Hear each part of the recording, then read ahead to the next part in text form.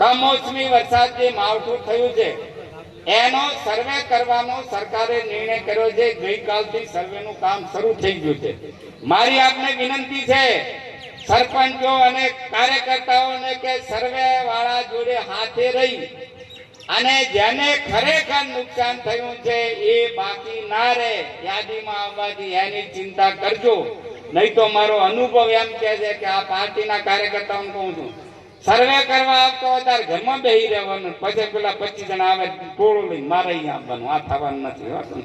એટલે જે સર્વે સાચું કરાવજો કે એમાં ખરેખર નુકસાન વાળો રહી ન જાય એની પૂરી ચિંતા કરજો।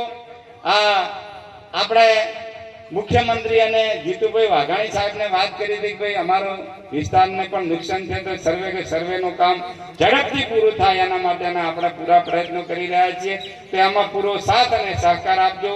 મારી આપને વિનંતી છે કે વિકસિત ભારત સાથે આપણો વિસ્તાર વિકસિત બનાવવો હોય તો જે ગામમાંથી જે ક્ષેત્રમાંથી આપણે આવીએ છીએ અહીંયા આપણે ભાગે આપતું કામ આપણે કરવું પડે।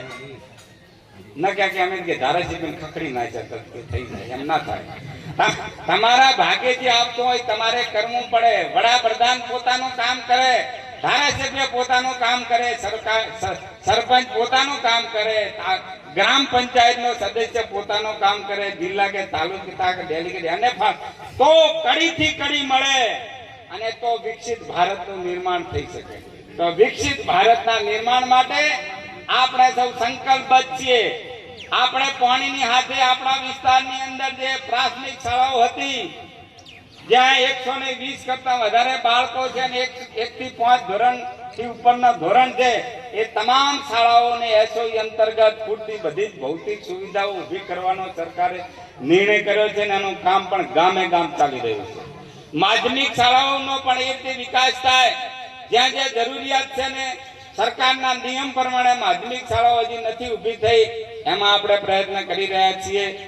સાથે સાથે આરોગ્યની સુવિધાઓ સરકારના નિયમ પ્રમાણે જે બાકી છે, પશુ દવાખાના એ નિયમ પ્રમાણે જે બાકી છે બધો જ પ્રયત્ન આપણે કરી રહ્યા છીએ।